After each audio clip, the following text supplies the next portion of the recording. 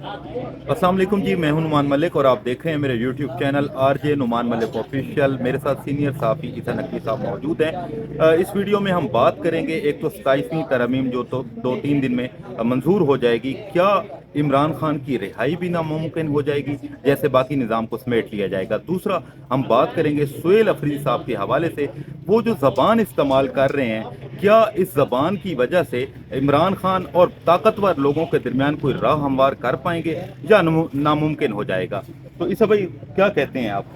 मेरा ख्याल है कि नुमान साहब, इमरान खान साहब की जो रिहाई है ना, उसका ताल्लुक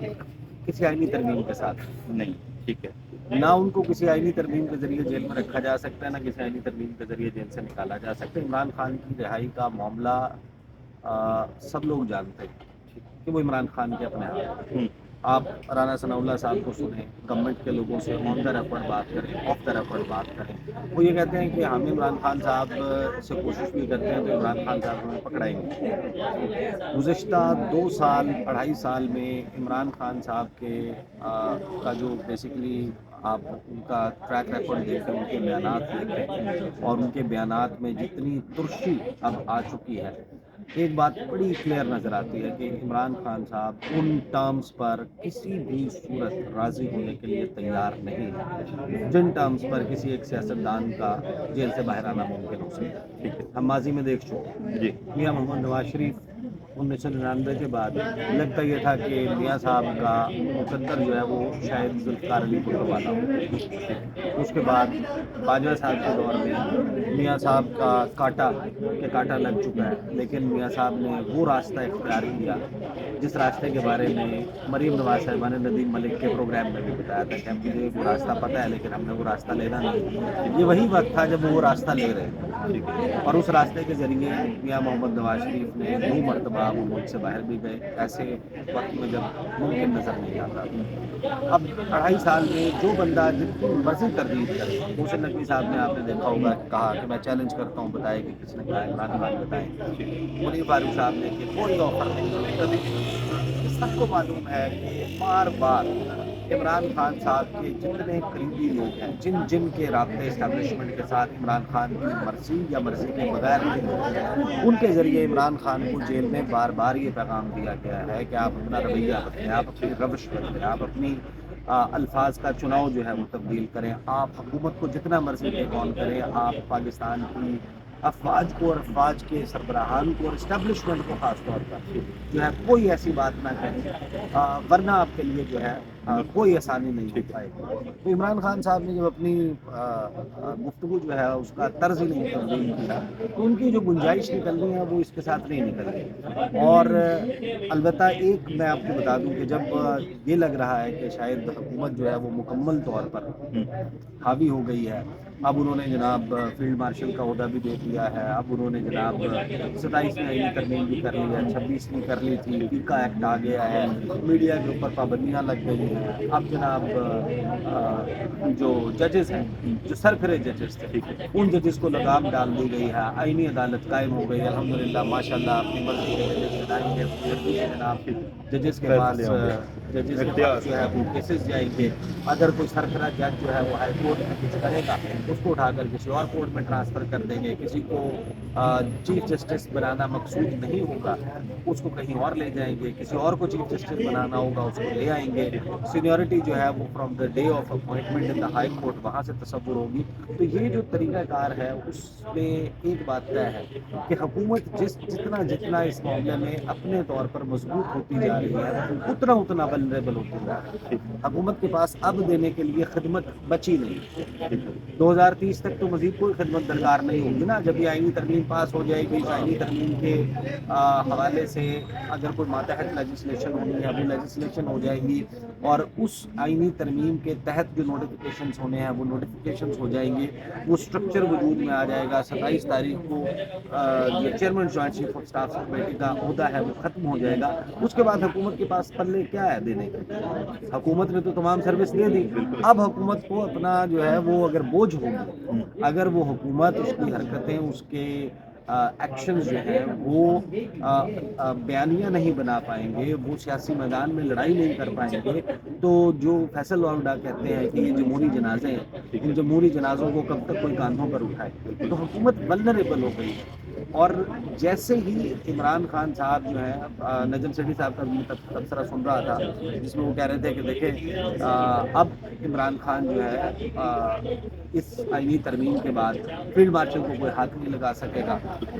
استثناء جو ہے وہ صدر نے وہ بھی لے لیا ہے، وزیر اعظم کو بھی ڈیورنگ ہز ٹرم استثناء حاصل ہو جائے گا، عدالتیں جو ہے وہ کنٹرول میں ہے، تو دیٹ مینس کے chances are all time high کہ عمران خان صاحب جو ہے ان کی کچھ اسمارٹ پولیٹیکل مووز یا ان کا بنایا ہوا پریشر، دیکھیں 3 طریقے ہیں عمران خان صاحب کے باہر آنے کے۔ ایک طریقہ عمران خان کے باہر آنے کا یہ ہے کہ ان کے ووٹر سپورٹر کو اتنا بڑی اپرائزنگ کر دیں، کوئی جس طرح نیپال میں ہوا، جس طرح سری لنکا میں ہوا، جس طریقے سے بنگلہ دیش میں ہوا، ایسی سی کوئی صورتحال پیدا ہو جائے جہاں پر آپ اوور ویلم کر دیتے ہیں پورے سسٹم کو،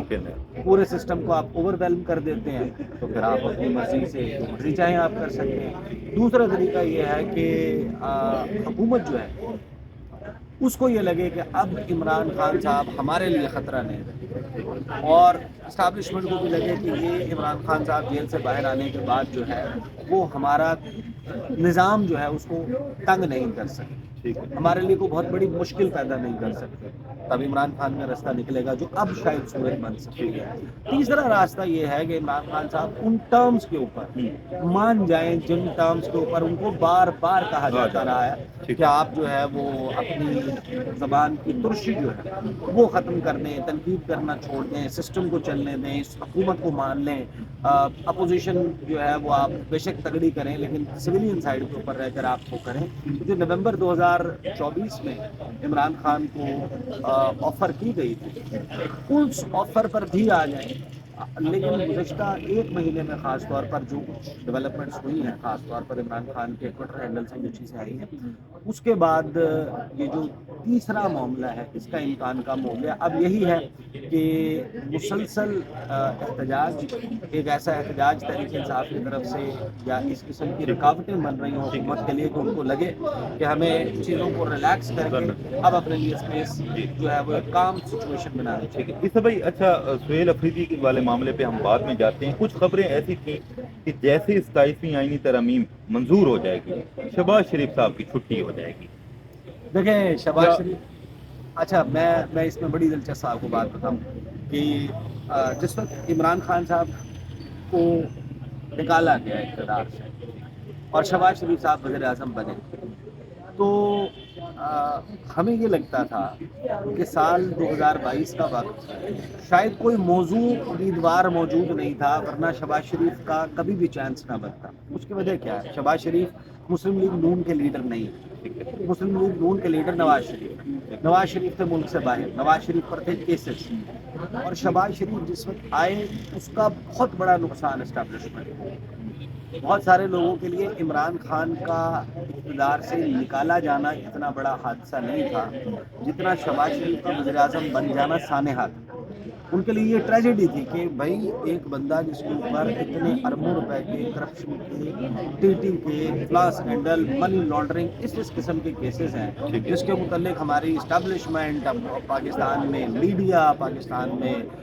عمومی موقف جو ہے، اور پھر اس کے بعد اوپن اینڈ شٹ کیسز کہا جاتا ہے، اس کے ایویڈنس کے اوپر پروگرام آفٹر پروگرامز ہوتے رہے، تو ایسے شخص کو اٹھا کر وزیر اعظم بنا دیا، اور اس سے بڑا ایک دھچکا بھی لگا تھا۔ تاثر یہی تھا کہ شہباز شریف نے شیروانی پہن لی ہے اور بس یہ اس وجہ سے پہن لی کہ اور کوئی بندہ اویلیبل نہیں۔ سال 2022 کی تو کہانی ہے، اور بہت سارے لوگ یہ بھی سوال کر رہے تھے کہ اتنے سخت حالات ہیں اور اقوام متحدہ جنرل اسمبلی اجلاس کی شرکت کے لیے شہباز شریف کیوں جا رہے ہیں، تو میں نے بھی ایک جگہ پر گفتگو کرتے ہوئے کہا تھا کہ شہباز شریف کے لیے ایک بڑا فوٹو آپ ہے، وہ تصاویر جو ہیں وہ ان کے آنے والی نسلیں جو ہیں وہ ڈرائنگ روم میں ایک تصویر لگی ہوگی کہ دادا جی جو ہے وہ اقوام متحدہ جنرل اسمبلی اجلاس سے بطور وزیر اعظم پاکستان خطاب کر رہے تھے، تو وہ اپنا شوق پورا کر رہے ہیں۔ لیکن شہباز شریف صاحب نے بہت سارے لوگوں کو غلط ثابت کیا۔ شہباز شریف نے جو سروسز دی ہیں یہ سروسز جمہوریت میں تو ظاہر ہے کہ جمہوری اعتبار سے دیکھا جائے بہت سارے کوشچنز جو ہیں وہ آ جاتے ہیں، لیکن اس کے لیے نا آپ کو اپنا آپ مٹانا پڑتا ہے، اپنی سیلف رسپیکٹ ختم کرنی ہے۔ شہباز شریف صاحب کے بارے میں جو قصے کہانیاں ہیں آج میڈیا کے اوپر بہت ساری پابندیوں کی وجہ سے سامنے نہیں آتے۔ شہباز شریف سونے سے پہلے جو فون کر کے اپنے سٹاف سے کہتے ہیں کہ ذرا دیکھ لیں کہ وہاں فلاں جگہ کا کوئی کام رہ تو نہیں گیا، ٹھیک ہے، تو شہباز شریف صاحب ایسا کوئی بھی کام نہیں کر رہے کہ جس سے ان کی چھٹی ہو جائے۔ شہباز شریف صاحب نے منیب فاروق صاحب کی اگر آپ گفتگو سنیں نا، وہ کہتے ہیں کہ شہباز شریف انکار نہیں کرتے۔ ایک تو بڑی اسی مزے لیے کی بات ہے، مطلب بچے ہوئے بھی اسی لیے ایک تو ہیں مزے کی بات یہ ہے، ٹھیک دوسری شہباز شریف کی سب سے مزے کی بات ہے وہ یہ ہے کہ شہباز شریف سوال نہیں کرتے۔ شہباز شریف کو جب کچھ کرنے کا کہا جاتا ہے، یہ میرے الفاظ ہیں، یہ منیب فاروق صاحب کے الفاظ ہیں، کہ شہباز شریف صاحب کو جو کرنے کا کہا جاتا ہے وہ سر گرا کے کرتے ہیں، he does not question۔ اور اگر نواز شریف ہوتے یہاں پہ تو پھر معاملات کچھ اور ہوتے۔ نواز شریف صاحب یہ ایک علیحدہ سے بہت دلچسپ اور لمبا موضوع ہے، ٹھیک ہے۔ لہٰذا اس کو ذرا سائڈ پہ رکھیں۔ البتہ میں آپ کو یہ بتا سکتا ہوں کہ شہباز شریف سے زیادہ سوٹیبل اور موزوں کینڈیڈیٹ اس وقت نہیں ہے۔ شہباز شریف کو اگر ہٹایا جاتا ہے تو پھر بہت مشکل ہو جائے گی، کوئی بھی شخص شہباز شریف والی سروسز نہیں دے سکتا۔ میں آپ کو رؤف کلاسرا صاحب کا پروگرام تھا اور اس میں فیصل واوڈا ایک تبصرہ کیا، بس وہ تبصرہ اگر آپ سن لیں تو آپ اندازہ لگا لیں کہ شہباز شریف کے بارے میں جو آپ سوال کر رہے ہیں وہ سوال کیا ہے۔ شہباز شریف کے بارے میں تبصرہ کیا تھا کہ جو مریم نواز صاحبہ ہیں اور میاں محمد نواز شریف ہیں وہ ہیں یونی کلر پالش، یعنی ان کے پاس ایک رنگ کی پالش ہے، لہٰذا وہ ایک ہی رنگ کے جوتے چمکا سکتے ہیں۔ یہ میرے الفاظ نہیں ہیں، اگین یہ فیصل یہ فیصل واوڈا کے الفاظ ہیں، اور انہوں نے کہا تھا کہ چھوٹے بھائی یعنی شہباز شریف صاحب نیوٹرل پالش ہے، وہ ہر رنگ کا جوتا چمکا سکتے ہیں۔ اب یہ ان کے الفاظ ہیں شہباز شریف کے متعلق، تو آپ اندازہ لگا لیں وہ ان کے ساتھ اظہار یکجہتی بھی بہت کرتے ہیں بالکل، تو شہباز شریف کے لیے میرا نہیں خیال ٹھیک ہے۔ دوسرا، سہیل افریدی صاحب کام تو بڑے اچھے کر رہے ہیں، لیکن جو زبان استعمال کر رہے ہیں، اب فواد چودھری صاحب بھی کہہ رہے ہیں کہ جی ایسی زبان نہیں استعمال کرنی چاہیے، اس کو آپ کیسے دیکھتے ہیں؟ کیونکہ یہ تو ان کے لیے پھر معاملات خراب ہی ہوں گے۔ ہو سکتا ہے کہ وہ معاملات خراب ہی کرنا چاہ رہے ہیں، یہ بھی تو ہو سکتا ہے۔ دیکھیں میں آپ کو بتاؤں کہ میں نے اس کے حوالے سے جب سہیل آفریدی صاحب نے بالکل آغاز میں یہ تو اڈیالہ جیل کے باہر جو انہوں نے بیان دیا ہے بادی تیرا میں مسجد کے حوالے سے، جی جی اس سے بھی بہت پہلے میں نے اس کے اوپر ایک ویڈیو کی تھی کہ جو نظام کی خفیہ رول بک ہے اس رول بک کے خلاف ورزی سہیل آفریدی نے شروع کر دی۔ ریاست جو ہے اس میں کچھ قوانین ہوتے ہیں، آئین کی کتاب ہوتی ہے، قانون کی کتاب ہوتی ہے، وہ لکھے ہوئے ہوتے ہیں، پھر کچھ ہوتے ہیں ان لکھے ان دیکھے قوانین، یعنی وہ آپ کے ذہن میں موجود ہوتے ہیں، آپ کو پتہ ہوتا ہے کہ یار یہاں سے آگے اگر میں بڑھوں گا تو میرے لیے مسائل پیدا ہوں گے، لیکن یہ جو سارا معاملہ ہوا ہے یہ اس نہج پر پہنچا ہے اس منشیات والے معاملے اور سہیل آفریدی۔ لیکن سہیل آفریدی صاحب نے عمران خان صاحب سے ملاقات کی کوشش کی، ان کے وزیر اعلیٰ بننے سے پہلے جو ایپیسوڈز ہوئی جو ان کے خلاف گفتگو ہوئی، اس کے بعد وہ وزیر اعلیٰ بن گئے۔ وزیر اعلیٰ بننے کے بعد انہوں نے کوشش کی کہ ان کی عمران خان سے ملاقات ہو جائے، ان کو یہ لگتا تھا کہ 4.5 کروڑ کا عوام کا میں نمائندہ ہوں، چیف ایگزیکٹو ہوں، اور میں واحد actually elected by the people, یعنی کہ جس کو عوام نے منتخب کیا۔ باقی ان کو لگتا ہے یا ان کا کہنا ہے، تحریک انصاف کا بڑا اسٹرانگ کیس ہے کہ چاہے موجودہ صدر ہو، صدر کے لگائے ہوئے گورنرز ہوں، موجودہ سینٹ میں بیٹھے ہوئے جو حالیہ الیکشن ہوا ہے سینیٹرز ہوں، مخصوص نشستوں پر لوگ ہوں، یہ سب بائی پروڈکٹ ہیں 2024 کے الیکشن کے، اور 2024 کا الیکشن کیسا ہوا تھا مجھے تو معلوم ہے۔ تو ان کو لگتا ہے کہ میں تو جینون پیپل ریپرزینٹیو ہوں، تو مجھے انکار نہیں کیا جا سکتا۔ ان کو اڈیالہ جیل کا ایکسیس نہیں ملا، ان کے حوالے سے جو ساری گفتگو ہوئی تو انہوں نے اپنے طور پر پریشر بڑھانا شروع کیا، انہوں نے کولیٹرل ڈیمیج والی بات کی، انہوں نے جو خیبر پختونخوا کی اسمبلی سیکورٹی کمیٹی ہے اس میں طلب کرنے کی بات کی کور کمانڈر کو، کور کمانڈر جب ان سے مبارکباد دینے کے لیے آئے، اس کے بعد جو ان کے اسٹیٹمنٹس آئے کولیٹرل ڈیمیج کے حوالے سے جو اسٹیٹمنٹس آئے، آپریشن کے حوالے سے جو اسٹیٹمنٹس آئے، وہاں سے یہ معاملہ بلڈ اپ ہونا شروع ہو گیا تھا. اور اس کے بعد میرا خیال ہے کہ جو سب سے زیادہ معاملہ بڑھا ہے وہ بڑھا ہے کہ جب DGI-SPR کی ایک briefing without camera but on the record ہوئی، جس میں وادی طیرہ میں 12,000 ایکڑ پوست کی کاشت کا، اور اس میں پوست کی کاشت ہوتی ہے، پھر اس میں 18 سے 25 لاکھ روپے فی ایکڑ جو ہے وہ منافع کمایا جاتا ہے. یہ کئی دہائیوں سے وہاں پر کاشت ہو رہی ہے. یہ سہیل آفریدی کی پیدائش سے پہلے سے بھی شاید ہو رہی ہے، اور یہ چلتی آ رہی ہے. اور یہ شاید اگر سہیل آفریدی ہوں یا نہ ہوں، یہ رکے گی بھی شاید نہیں، یہ ہم اندازہ لگا رہے ہیں. معاملہ یہ ہے کہ اب یا تو آپ کے پاس ایکشنیبل ایویڈنس موجود ہے، پھر سوال یہ آ جاتا ہے کہ سہیل آفریدی صاحب جو ہے، اگر ان کا اس طریقے سے منشیات کا ایک نیکسس تھا، پولیٹیکل کرمنل ٹیرر نیکسس موجود تھا، تو ایسے شخص کو ممبر کیسے بننے دیا گیا، اور ممبر بننے کے بعد ان کے پاس CNW کا محکمہ رہا، وہ کیسے رہا، پھر وہ ہائر ایجوکیشن کے منسٹر بن گئے، وہ کیسے بن گئے. بڑے سیریس سوالات ہیں کہ وزیر اعلیٰ بننے کے بعد ہی کیا، یا وزیر اعظم بننے کے بعد ہی اگر کوئی شخص اتنے سنگین جرائم میں ملوث ہو تو آپ اس کو کوشچن کریں گے، یا آپ اس کو سسٹم میں عین اس وقت، چاہے وہ کسی عہدے پر ہے یا نہیں، آپ اس کو نیب کریں گے. بہرحال یہ وہ موقع تھا جس کے بعد میرا خیال ہے کہ سہیل آفریدی نے ریاکٹ کیا. اب اس کے ایویڈنس میں کیا ہے یا کیا نہیں، البتہ ایک بات طے ہے کہ جو نظام کی خفیہ رول بک ہے اس کی خلاف ورزی انہوں نے کی ہے، جانتے بوجھتے ہوئے کی ہے. اب وہ اس پریشر میں، اس گیم آف نروز میں کامیاب ہوتے ہیں یا پہلے کوئی اور آنکھ چپکتا ہے، یہ تو اونلی ٹائم کرتا ہے. ٹھیک ہے. اس میں ایک آخری سوال ہے تحریک تحفظ عین پاکستان کے حوالے سے. ویسے تو اسد قیصر صاحب اور محمود اچکزئی صاحب نے کل 8:30 بجے اعلان کیا ہے، بلکہ آج، کیونکہ ہم 12 بجے کے بعد ویڈیو کر رہے ہیں،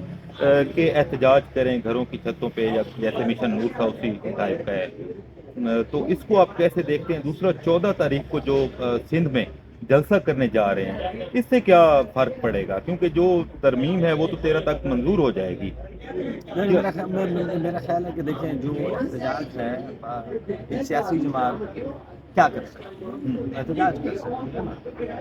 اس کے علاوہ تو کچھ نہیں کر سکتے. وہ کیا کر سکتے ہیں؟ ان ڈنڈا سوٹا لے کر کیا ان آئیں، کو وہ بندوقیں نکال کے آ سکتے ہیں. وہ ملیٹنٹس ہیں، ملیٹنٹ آرگنائزیشن ہیں، جو سیاسی جماعتیں ہیں، وہ اپنا بیانیہ لوگوں تک پہنچاتے ہیں، وہ جلسے جلوس کرتے ہیں. آپ کو آج کل تو اس کی بھی اجازت نہیں مل رہی، اور پھر اس کے مطابق پاکستان کے یا کسی بھی ملک کے عوام ایک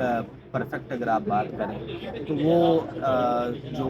انتخابات ہوتے ہیں اس میں جا کر اپنا حق رائے دہی استعمال کرتے ہیں، لوگوں کو وہ تو یہی کرتے ہیں. تو ایک سیاسی جماعت کے طور پر وہ اپنا پریشر بڑھانے کے لیے یہ سارا سلسلہ جاری رکھتے ہوئے، میرا خیال ہے کہ اس کے علاوہ تحریک، زبردست تحریک، اس سے بہت بہتر تحریک. اصل تو معاملہ یہ ہے کہ ہمارے ہاں جو نظام ہے، اس نظام میں عمران خان صاحب نے 24 فروری 2024 8 فروری کا جو الیکشن ہے، اس میں آپ دیکھیں نا کہ ہر شخص یہ بات کہتا ہے کہ پاکستان تحریک انصاف نے ایک ایسا مارکا سر انجام دیا جس کے بارے میں کسی کو گمان نہیں. الیکشن سمبل موجود نہیں تھا، لیڈر جیل میں تھا، کاغذات نامزدگی چھینے جا رہے تھے، سپریم کورٹ خلاف تھی، میڈیا خلاف تھا، اسٹیٹ مشینری خلاف تھی، مسلم لیگ کی حکومت خلاف تھی. اس کے باوجود رزلٹ جو ہے اس نے سب کو چونکا دیا. لیکن at the end of the day Pakistan کی پریکٹیکل گراؤنڈ ریالٹی یہ ہے کہ اتنے بھرپور مینڈیٹ ملنے کے باوجود وہ اس کو اقتدار میں ٹرانسفارم نہیں کر سکتے. تو اس کا مطلب یہ ہے کہ پاکستان ایک انوکھا ملک ہے، ایک ڈفرینٹ ملک ہے. یہاں پر بدقسمتی ہے کہ یہ چیزیں ایسے ہیں، لیکن ظاہر ہے کہ ایک سیاسی جماعت اب اس سے زیادہ بہتر شاید اس طرح کی کچھ خبریں تھیں کہ شاید ان کو کوئی ٹرک کی بتی کے پیچھے لگا دیا گیا ہے، کیونکہ اگر ان کو 27ویں آئینی ترمیم کا راستہ روکنا تھا تو پہلے سے جاری کرتے، لانگ مارچ کی کال دینی تھی تو پہلے سے کچھ ایسا کرتے. آپ کو کیا لگتا ہے؟ نہیں 27ویں آئینی ترمیم کا یہ راستہ روک نہیں سکتے. 26ویں آئینی ترمیم کا اگر راستہ نہیں روک پایا نا تو 27ویں کا تو مسئلہ ہی نہیں ہے.